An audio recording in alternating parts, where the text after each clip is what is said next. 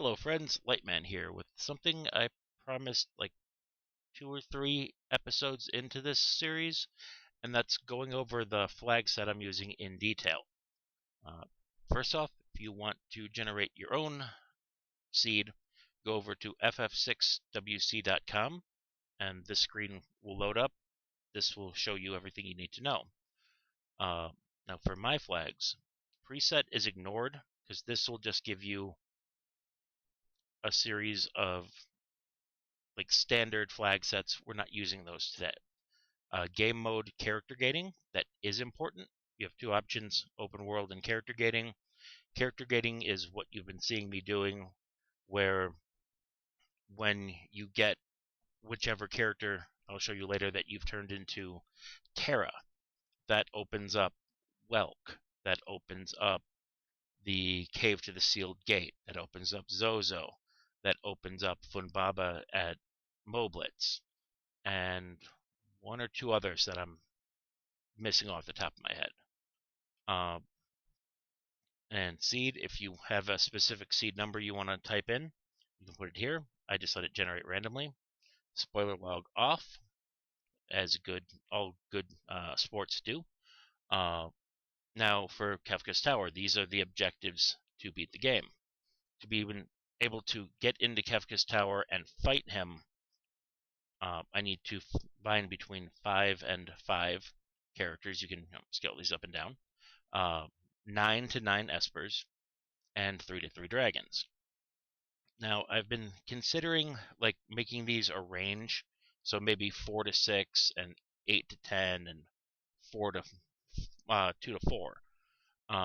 But that could potentially screw with my splits. Not that those matter much, but they're nice pacing. And this way I have 15 checks I gotta complete. I know it looks like it's 17, but because I start with 2 characters, I already start with 2 checks out of the way.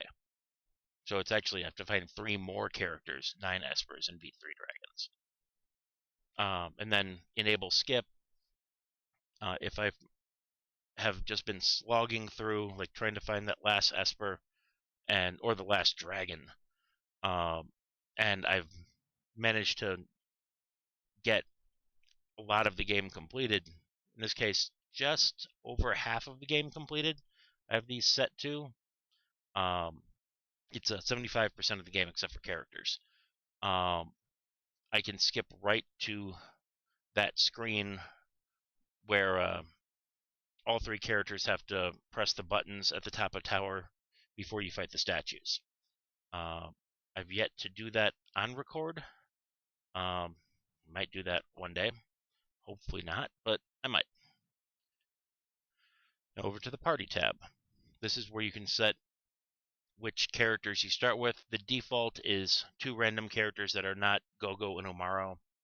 You can set it to true random. You can set it to empty. You can choose which characters you want. So in the future, I'd be willing to run a seed where you guys tell me what characters you want to see me start with. Like, do you want to see me suffer and start with Gogo, Umaro, I don't know, Strago, and maybe one other character, maybe Realm, who all have worthless checks. And they would have like 1 or 2 checks each to their name. Or do you want to see me start with, the equivalent of Terra, Cyan,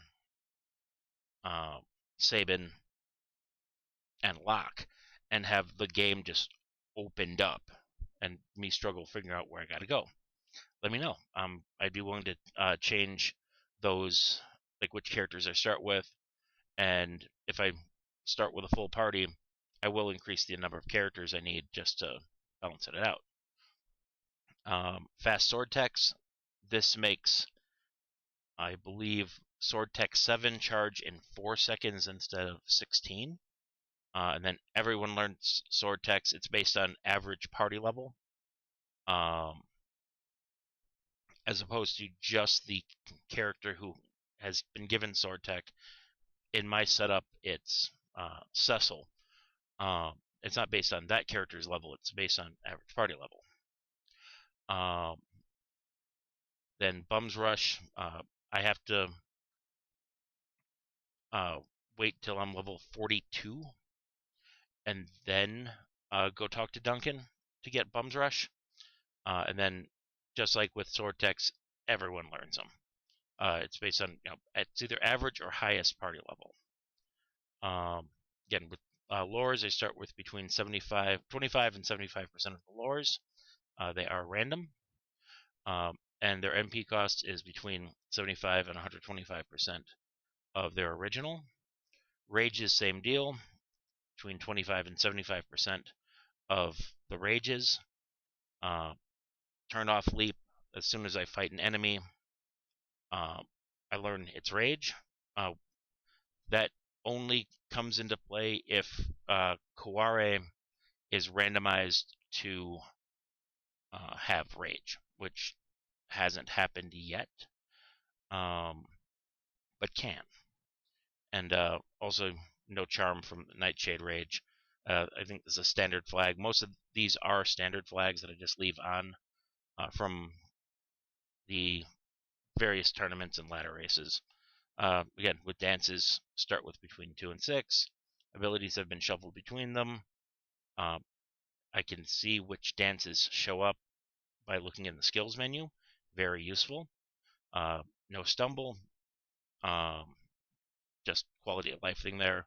And again, as with everyone else, I don't have to have the dancer, in my case Edward, in the party when I fight on that new piece of terrain in order to learn the dance, which is very useful for things like water Rando if I don't start with it, because that means I'd have to first find Edward and then either go through the Serpent Trench or the Late River, the only two places where you can find the water tiles.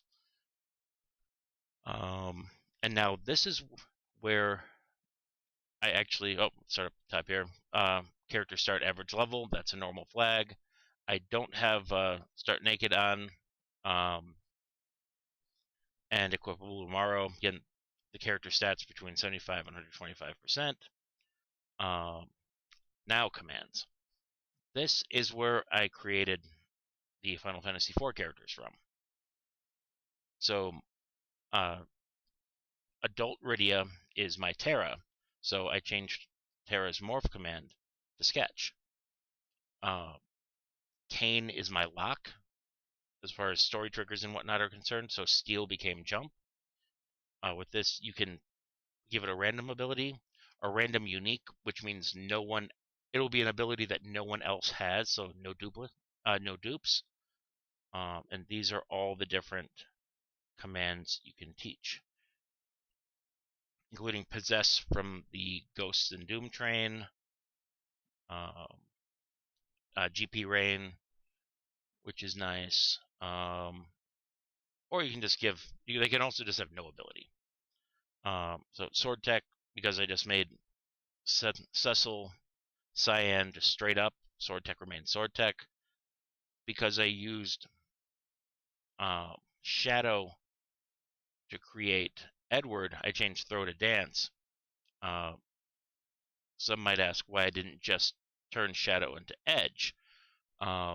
It's because Edge has two very useful, unique commands that are like integral to his nature, and that's his sneak and dart, or steal and throw. So he has to be able to have throw, but what I did, as I'll show you down below, and as you've seen, I also gave him capture, which lets him attack and steal.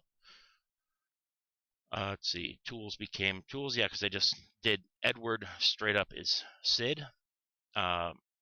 Yang is Sabin, so Blitz is Blitz. Because Rosa is Celis, Runic became Health. Strago is Tella, so Lore is Lore. Realm I turned into Kaware, or Young weird mystical girl Rydia from the After Years and Interlude, I've given her a random unique ability, which means it'll be an ability that no one else has. So she'll never have lore, she'll never have jump, she'll never have blitz. Abilities she can get, see that I'm not using, she can get steal, she can get shock, she can get slots, as I had in my last seed. She can get rage and runic. She cannot get possess because I disabled possess. She can get GP rain. She can get control. I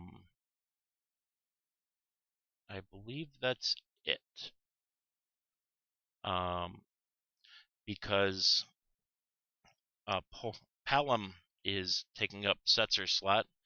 I turn slot into X magic. Porum is Mog, so health is dance. That is 2 characters with health. I'm thinking of doing something a little different with that. I just don't know if I want to make Porum or Rosa a little different. I've played in the past with Porum actually having slots to kind of represent the fact that she has free healing, but she has good healing, and she can do weird stuff with her brother, but that didn't come out right. But you know what I mean, the twin magic. But I'm still iffy on that. Now these last 2 are how I made Edge. I made him out of Gal. So I turned Rage into Capture and Leap into Throw.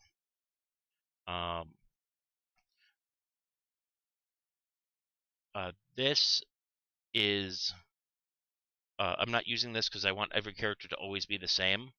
But this can be used in conjunction with this. Like if you want to have these sets of abilities, but you don't always want, I don't know, Kane to have jump. You want Kane to maybe sometimes have sword tech, because why not? That's what shuffle commands are for. Now I randomly excluded possess and morph because they don't really fit the theme of Final Fantasy IV, and possess is just hot garbage.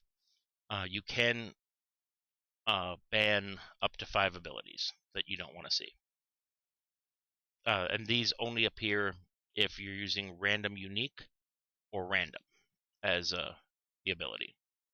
I believe the default, is just all random or all random unique. You can just say, meh, give me whatever, and randomize. When you do randomize with the hard button here, it generates each one with an ability that you can see. But if you set all random or all random unique, you won't see what they will be until you start the game up. Now on to battle. Scaling, 6 times experience because Final Fantasy VI, haha. Magic point multiplier 5, that's the standard. Because I don't have, the only thing I really ever need to buy in the game might be a dried meat, and maybe pay the crackhead in Zen and do some auctioning. Instead of the normal times 4 or 5 gil multiplier, I just have it as times 1, as a little bit of a, make me a little contained. And if I do get Kuare with GP range, she doesn't just break the game like she does with Shock. Boss battles are shuffled. You can also have them random, where you can see 6 poltergeists. I've seen it. It sucks. Mixed bosses and dragons. This makes the dragon hunt a little more annoying, as you can just get, because I have Chuppel Funbaba 3 in there, you can just get Funbaba 3 as one of your dragons, as one of your guaranteed dragon fights. But it'll at least give you an item. And again, shuffle random and random or shuffle and random Funbaba 3. That means Funbaba, the Baba breath Funbaba, the one that will just blow away 2 of your characters, will show up as a random boss somewhere. I believe that happened in my last seed or the one before that. Otherwise, he's always the first fight that you get when you do Terra's Moblitz check, and then when he blows you away, you'll get an actual boss check after that. If you do this, I believe it's just 2 bosses. I haven't tried that out yet because I've never had to go to Moblitz. Let's see, normalize and distort stats. This works with the scaling above, where the boss's stats are based on a level scale, which is nice. Boss experience, that's a standard flag to be on. That way you don't have to sit there and grind a bunch of random battles unless you're an idiot like me and decide, yeah, I want to uncurse a 28 battle paladin shield. And also no undead, so you can't just Phoenix down Doom Train. You have to suplex it. Boss AI, Doom Gaze never escapes, which is frustrating when it happens, and you might not. It might lead to a soft lock. I think maybe in some cases it might. Like, can't think of when it might, but there's always a chance for dumb stuff to happen. So Doom Gaze never escapes. Rexol doesn't zinger, which is just an annoying mechanic. You just fight him like a normal boss. Maggie Master no Ultima. That way, if the only thing I can check as well, he won't Ultima me to death and put up a brick wall. And Chatternook is more demon than painting. These are just recording safety flags essentially, and that make racing easier. These are normally turned on. Scaling. Level scaling is based on progress. All enemies and bosses gain 1 level for each character or esper I find, and for each actual dragon I kill. This isn't dragon spots because the dragons are shuffled in with the bosses. This is actual dragon sprites. Like the actual dragon has to show up as the boss fight and be killed.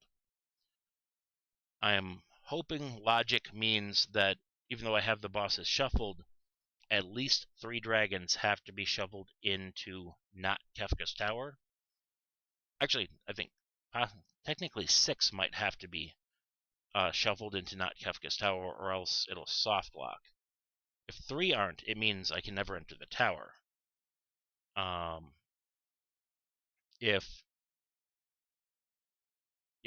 don't really care about the skip to the end. I just put that in there because it's cool. HP and MP scaling. Every time I beat a boss, or every time I pick up, I complete a check, the HP and MP of bosses and normal mobs goes up by 100% of base. So that is by the end of the game, if I did a minimum number of checks, that will be a times 17 HP scale. And same thing with XP and Gil scaling. These scale times 2 for each esper or character found. So at the top, I'll be at the end. I'll be gaining times 30, and everything will be getting plus 15 levels. Ability scaling. This is based on elements. You can do it random, which is crazy, or random can give Fallen 1 to Peepers and Ultima to Welk as its retaliatory attack. That's some weird. A whole bunch of chaos can happen with that. I might play with that on one day. Element has the ability scaled up, and has them based on their elements or their type of attack. And with my scaling factor, every 8 levels, the enemies gain. Might actually reduce that. I'm not sure if it's every 8 levels they gain or their level divided by 8. Their spells and abilities go up by 1 tier. So if they used to cast Fire 1, they now cast Fire 2. They used to cast Fire 3, they might be casting Murton or Elf Fire. I'm not sure the tierings. I'll have to look that up and get back with you. But all the abilities are put into a tier by their element. Max scale level 99. I don't care how. They can scale as high as they want. No extra enemy levels. The final battles and the dragons are scaled. Encounters. All formations. Random. Where I believe with Shuffle, how the game used to... How the vanilla game works is there's packs of 4 formations that can appear in any one area. So like the pack outside, the pack in Narsh when you're doing the Narsh raid with Terra in the Magitech armor. There's a pack with Vomammoth, with just 2 Vomammoths. There's a pack, I believe, with the Vomammoth and 2 Lobos. There's one with 4 Lobos, and there's one with like 2 Lobos and 2 soldiers or something like that. If you put it on Shuffle, that pack of 4 encounters will be put into a different region, a different map, and a different map's 4 encounters will appear in Narsh. With random, if the packs aren't kept together, so if I see a 2 Vomammoth battle, that won't guarantee that the other battles in the area will be a 4 Lobos, 2 Lobos, 2 soldiers, and a Lobo and 2 Vomammoths or whatever. It could be movers in the second encounter in that pack. It could be chicken lips. It could be anything but the Zone Eater. And then you can also set what percentage of random encounters, what percentage of the formations in the encounter table will be bosses. I'm not playing with that right now because it's not in the spirit of the thing, but for really hard encounters, like you can have Ultimate Weapon show up as a random encounter. Fixed encounters, these are the fights that you're forced into, like the ones on the Late River, the ones at the end of Magitech Factory, the ones in the Serpent Trench. I believe the fights in the Kefka Narsh check, and there's a couple others I'm missing. But this lets you make some of those bosses. When I've had that on, and again, this can be random or original. When I've had that on, I've encountered Katana Soul, because it counts as a boss for reasons. I've encountered, with whatever settings I had set up, Katana Soul appeared on the Leet River as the first encounter. Escapable, random, 90% of enemies are escapable. I never run from battle anyway, unless I'm really screwed, because I don't do random encounters that much unless I want to fight. And if I'm doing the checks with force encounters, it's probably because I want to gain some levels. Okay, now to the magic section. Spells. Random tiered. This, I believe, means that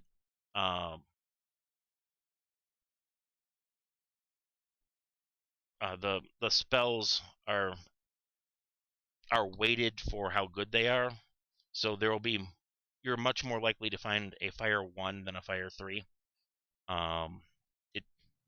Where random just pulls equally from the whole spell list, and shuffle just randomly shuffles around the actual spells. Like there's only ever one Ultima in the Esper list, so if you do shuffle, only one Esper is going to have Ultima. Where if you have random tiered, a couple of them might, and if you do random, they all might. And the shuffle with random rates, that changes the rates that they had.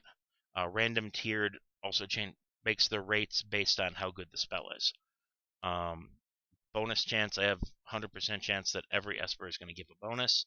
So even if they have crap spells, they're still going to do something for the character, because as you'll see below, and as you've seen, not everyone can equip every Esper. Let's see, the MP cost for casting the Esper itself is random percent, 75 to 125%. That's my deal. And that's also the one of the defaults of the Rando. Most things are 75 to 125%. The ones that weren't, I made them be. Equipable. There's balanced random, where you can see. Oh, remember that's 4 to 11. At balanced random, each Esper will be equipped by however many characters you choose.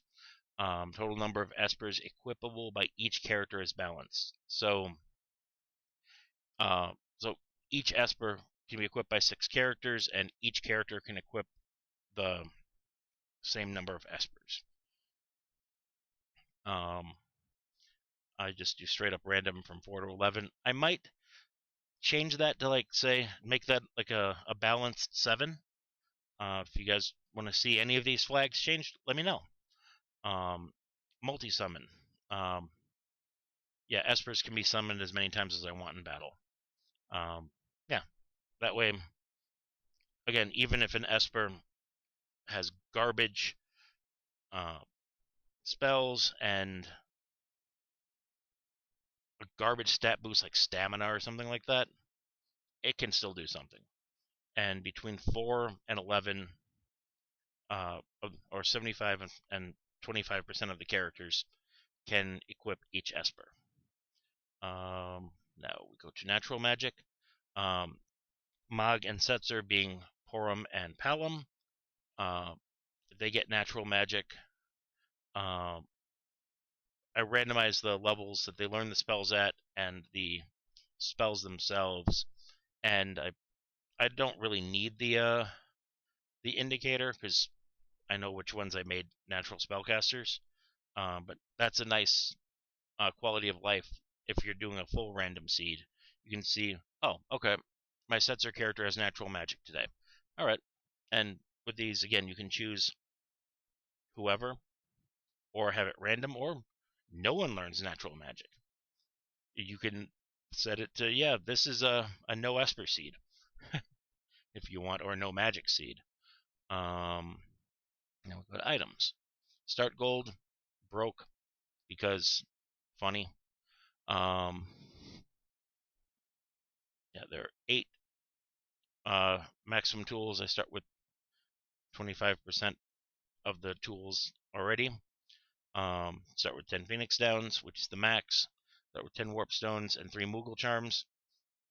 It's all the gear I'm guaranteed to have. And this is just so when I find Sid, he's not completely useless. Inventory. This is the shop's inventory. I just have it as empty. Prices don't matter. The only thing that prices do matter for is the dried meat, which is normally 250. It's either 150 or 250. I think it's 150. can be anywhere from 75% to 125% of that. Self-correction half, you can set it to whatever you want. Half is default. Dried meat, 5 stores will have dried meat. You can also say, nope, no one's ever going to sell dried meat. Find it in a treasure chest, pleb. But I do 5 stores have dried meat. That way there's at least a halfway decent chance that just the shop in the airship has it. No priceless items. So actually assigns values to things that normally sell for 1 gold, like elixirs and stuff like that. It's a the quality of life flag. The no breakable rods, elemental shields, or super balls, those don't matter because nothing's going to be in the shop at dried meat in my flag set. And that just goes back to an old challenge I used to play for myself, because I would notice in classic RPGs like this that you always find either the same crap that's being sold in the store or better in the next dungeon, either in a random treasure chest or dropped or stolen from enemies. So I decided, well, those shops are worthless. I'm not going to go to them anymore. I'm only going to spend random game loot, which Final Fantasy VI didn't have random game loot, but 7 did in the form of the gold saucer. Like, I can play around with the gold saucer to my heart's content. Back to this. Equipment. Just like with the espers, I do random. Between 4 and 11 characters can equip each piece of gear. No, that's not right. I didn't do random relics. I did original relics, because I hate when I find a dragon horn and it wasn't randomized that Kane can equip it. Just completely makes that dragon horn worthless, and reduces Kane's ability to be useful. For shield battles between 10 and 128, everyone can equip Moogle charms. All weapons can be used for sword tech and runic, because there's no guarantee that whoever gets runic or gets sword tech can actually use swords. And Animal Weapon has been boosted, because I like Animal Weapon. It's a cool weapon. All the monsters in a box are shuffled around, but they're the same location. It'd be cool if there was a flag that let you randomly choose where the monster in a boxes were. Chest content, random tiered. It's more powerful items will appear less frequently or in crappier, more out of the way locations. Custom. This is where we got the cool characters. So these are the pellets I'm using, which there are presets. I started with the Final Fantasy IV preset and modified it from there, because they put different characters in different spots, because they're just assuming you're going to be randomizing their abilities anyway. But yeah, these are the palettes and actual sprites and portraits I'm using. Some changes I made just now as I was setting this up. I'm still using the Final Fantasy IV soldier, but I put him in the Final Fantasy VI palette. I I changed the imp from a little frog to Frog from Chrono Trigger because it's cool, and his portrait is the Tonberry King, which still kind of looks like Frog, which is kind of cool. And I changed the ghost from Idea to Gilgamesh because funny. It's funny to me. And again, there's all the characters and their sprites and palettes. And now to other. Colosseum. components random. Choose a random monster or a monster in a box. All the rewards are random, and I just put it to all the rewards are visible. So I'm already wasting time in the Coliseum. I don't want to waste time figuring out what's what. And the rewards are shown in the selection menu. Again, quality of life. So in case I have to hunt for gear that doesn't absolutely suck, I can get it. Auction house, random items. All the normal items are randomized. It doesn't affect the unviable items or the golem or zone seek slots. Because I have no free progression on, the golem or zone seek will be a random S tier item. No chocobo or airship. Unfortunately, it does not work in World of Ruin. You still can find the imp robot and waste your time. And it is a complete waste of time. I remember as a kid, once I got mad and I grinded up to over 1,000,000 gil, and I still couldn't buy that stupid 1/100th of an 1/1200th of an airship. I thought it was a secret. You get all of them. You get 1.2 billion gil, and you can build another airship. You can rebuild the Blackjack. Yeah, that's how my brain worked when I was a kid. It's totally something I would put in a game. And maybe something in Fantasy Quest. And then the host of the auction house does tell you if espers are still available in the auction shop. He'll say glowing stones are still available when you talk to him. Like, shop at the auction house, glowing stones still available. Yes, no. Okay. Miscellaneous, auto sprint, quality of life, always on. Sprint shoes are just there to throw at the Coliseum or sell. Original name display, very useful if you're using random sprites, which do affect your seed. You can use the same starting seed and flag string. The only thing you change is the sprites, and you'll get a completely different seed, which is both cool and annoying. Like for cosmetic reasons, it'd be nice if maybe if it was done after, but I understand that it's not. Just like turning on the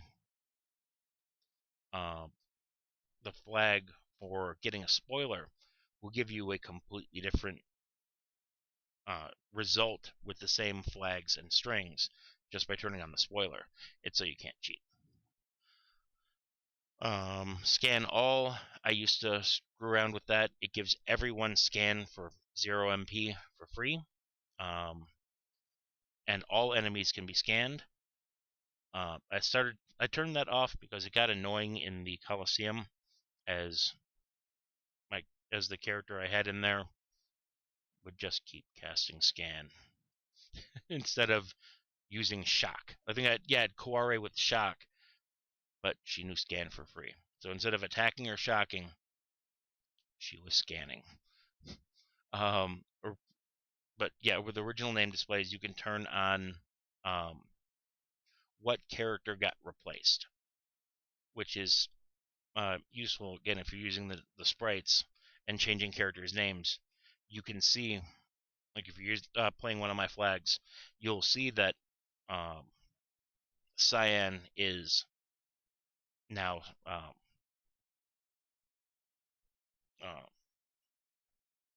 Cecil. Brain fart.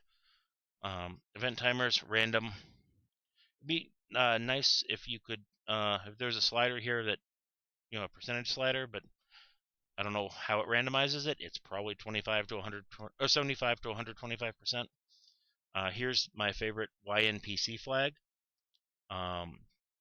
You can turn it into any of these things. Haven't played with Vanish X Zone. Not sure what that does.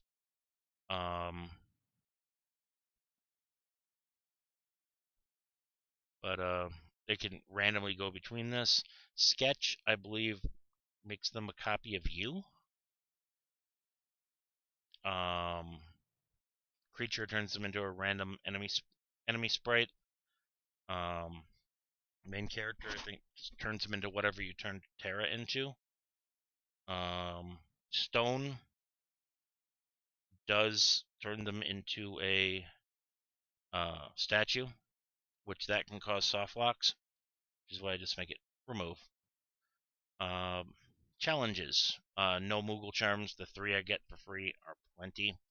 No XP eggs. That was a flag I threw on because why not? Illuminas will not appear. I don't have this on. Illuminas can appear wherever. I don't think, and they are very powerful, but they haven't broken any seeds for me. No free paladin shield. If I want to be immune to elements, I gotta work for it. Because it's not even gonna give me Ultima. Nothing can give me Ultima. No free progression. So the auction house, collapsing house, which is Sabin's check, the Figaro Castle Throne,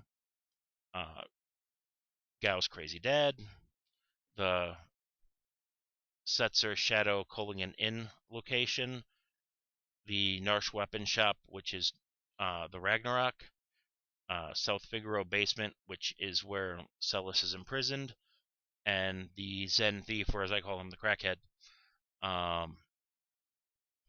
These will give you an S tier item, but they will not give you a character or esper.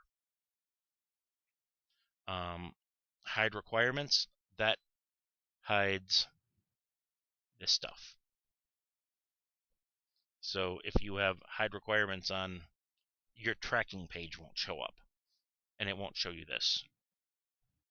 And permadeath, I haven't tried playing with this yet. I might in a challenge run, maybe, if you guys really want me to. Life spells cannot be learned. The only Phoenix Downs you get are the ones that you start with. In items? Yes. So if I have Permadead on, I'm only ever going to get 10 Phoenix Downs. Buckets, inns, tents, even free heals that you get at the end of certain encounters, like the jumping down the waterfall.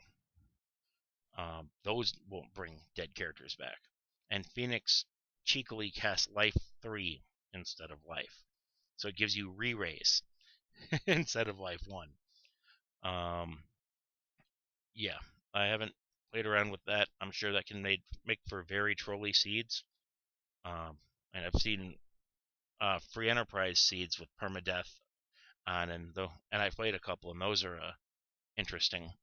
All that does in a recorded session is make me reset more when the character dies, so meh. Bug fixes. Sketch will no longer bork your game. I have all these on.